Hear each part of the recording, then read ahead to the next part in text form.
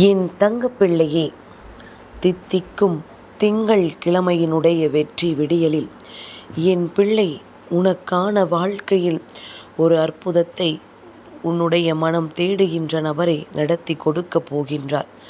இன்று உன்னை தேடி வருகின்ற இவரை யாரென்று தெரியாமல் என் குழந்தை நீ விட்டு விடாதே. என் பிள்ளையே, உன்னை சுற்றி நடக்கின்ற விஷயங்கள் இந்த வாழ்க்கையில் உனக்கு என்னவாக மாறுகிறது என்பதனை நீ தெளிவாக தெரிந்து கொள்ள வேண்டிய நேரம் உனக்கு வந்துவிட்டது. எவ்வளவோ கஷ்டங்களை சந்தித்து இன்று நாம் இந்த நிலையில் நிற்கிறோம் என்றால் யாரோ நமக்காக ஏதோ ஒரு நல்ல விஷயத்தை செய்திருக்கிறார் என்றுதான் சொல்ல வேண்டும்.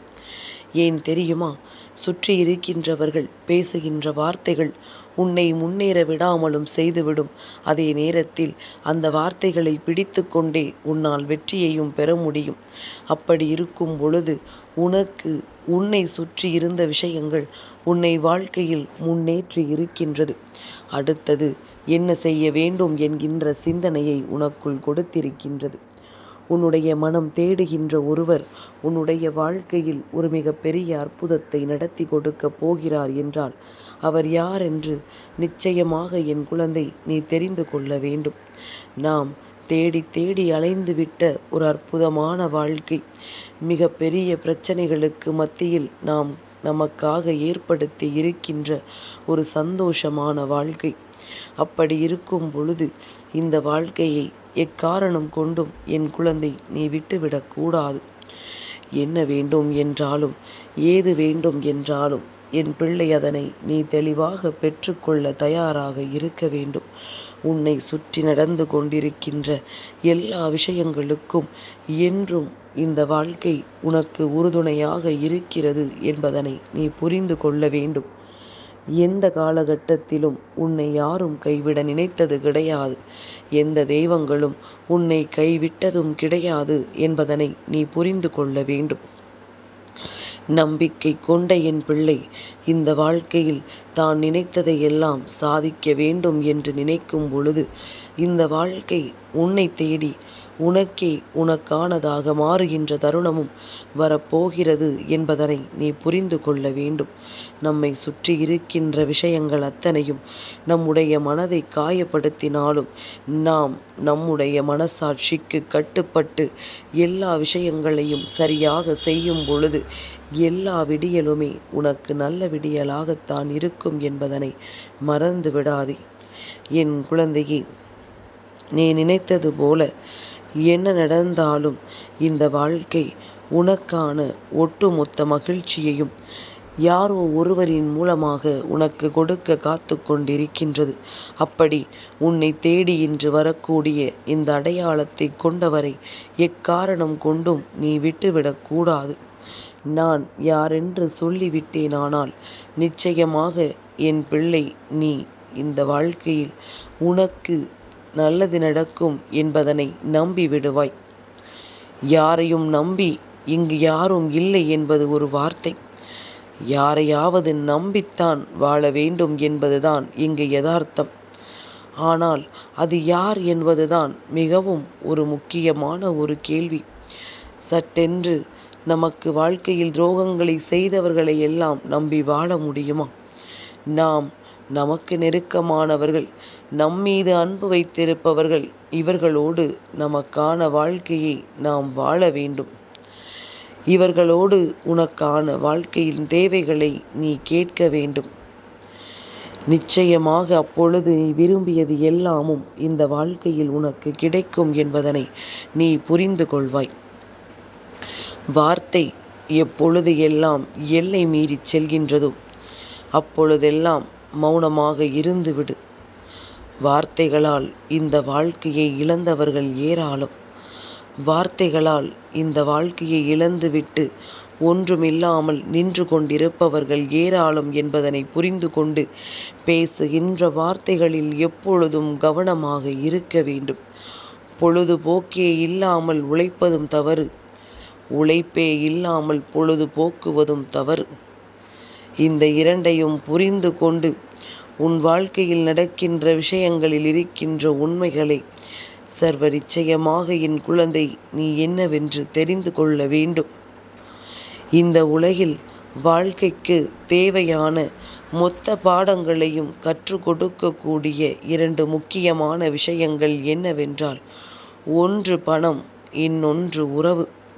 இந்த 2ம் தான் எல்லாவற்றையும் உனக்கு கற்றுக் கொடுக்கின்றது. கண்ணீரை ஒட்டுமொத்தமாக சிந்தவும் வைக்கின்றது. ஆபத்திற்கு பாவம் இல்லை என்று சொல்வது சரிதான்.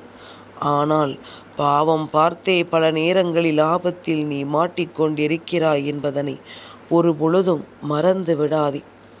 எல்லோருக்கும் எல்லா நேரங்களிலும் நாம் பதிலளிக்க வேண்டும் என்ற அவசியம் கிடையாது. சில நேரங்களில் தெய்வம் பார்த்து கொள்ளும் என்று விட்டு விலகி விடுவோம் அல்லவா? அப்படித்தான் இன்றும் இந்த நாளில் உன்னை தேடி வருகின்ற ஒரு உதவி நிச்சயமாக உன்னுடைய மனதிற்கு மிக பெரிய ஆறுதலை கொடுக்கின்ற உதவியாக இருக்கும் என்பதனை நீ புரிந்து கொள்ள வேண்டும். என் குழந்தையே, எல்லோரும் எல்லா நேரங்களிலும் நாம் பதில் கொடுக்க வேண்டும் என்று நினைக்காதே. எல்லோருக்கும் இதை நாம் செய்ய வேண்டும் என்ற அவசியம் கிடையாது. சில நேரங்களில் தெய்வம் பார்த்து கொள்ளும் என்று சொல்லி நீ விட்டுவிட வேண்டும். நீ அமைதியாக இருந்து விட்டாலே பல பிரச்சனைகளுக்கு அமைதியாகவே உனக்கு தீர்வும் கிடைத்துவிடும் என்பதனை மறந்துவிடக்கூடாது. சில பிரச்சனைகளுக்கு தற்காலிகமான தீர்வு தூக்கமாக இருக்கும். பல பிரச்சனைகளுக்கு நிரந்தரமான தீர்வு மௌனம். நான் எதற்கெடுத்தாலும் உன்னை மௌனமாக இருக்கச் சொல்லவில்லை. உன் வாழ்க்கையில் உன்னை சுற்றி நடக்கின்ற விஷயங்களுக்கு சரியான புரிதல் கொண்டாயானால் உன்னுடைய மௌனம் அங்கே அவர்களுக்கே மிக பெரிய ஏமாற்றத்தை கொடுக்கும். உன்னை வேண்டும் என்றே இழுத்து உன் வாழ்க்கையை அழிக்க நினைப்பவர்களுக்கு மத்தியில் நீ மௌனமாக இருக்கின்ற நேரம் எக்காரணம் கொண்டும் அவர்கள் உன்னை சீண்டிவிட நினைக்க மாட்டார்கள்.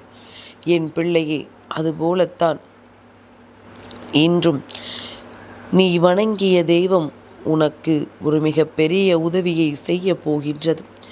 இன்று நீ எந்த ஒரு விஷயத்திற்காக அடியெடுத்து வைக்கின்றாயோ அந்த விஷயத்திற்காக யாரொருவர் உன் முன்னால் வந்து நின்று உனக்கான வெற்றியை கொடுக்கின்றாரோ, யாரொருவர் உன் முன்னால் வந்து நின்று உனக்கு நல்லது நடக்கும் என்று சொல்கின்றாரோ, நீ இப்படி செய் என்று உனக்கு சரியான வழிகாட்டுதலை கொடுக்கின்றாரோ, அவர் தெய்வத்தின் அம்சம் என்பதனை புரிந்து கொள்.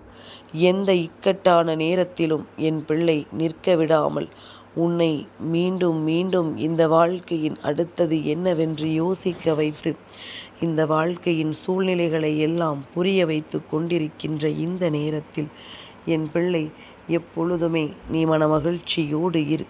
உனக்கு தெய்வத்தின் ஆசிகள் நிறைவாக இருக்கிறது என்பதனைத்தான் உன் அம்மா மீண்டும் மீண்டும் சொல்லிக் கொண்டிருக்கின்றேன். உனக்கு நல்லது நடக்கும்.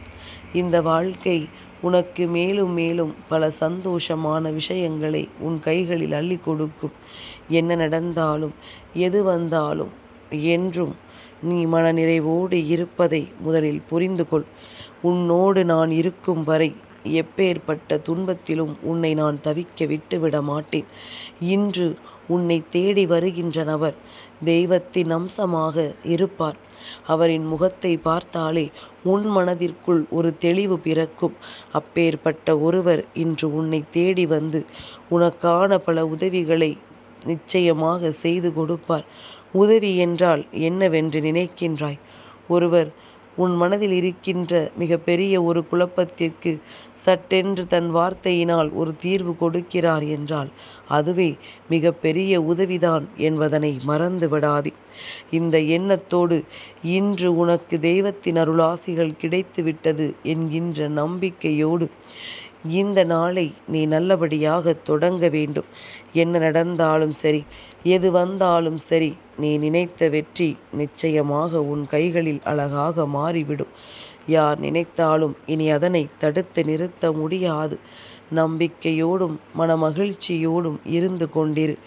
என்றும் என்றென்றும் உன் தாயானவள் உன் கரம் பற்றி உன்னோடு வருகிறேன் என்பது உன் நினைவில் இருக்கட்டும்.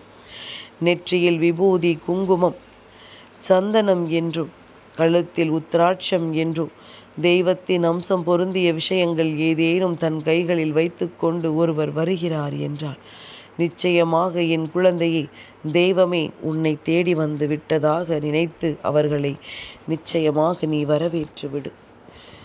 என் தங்கப்பிள்ளைக்கு இந்த வராகி அம்மாவினுடைய ஆசீர்வாதங்கள் எப்பொழுதும் உண்டு.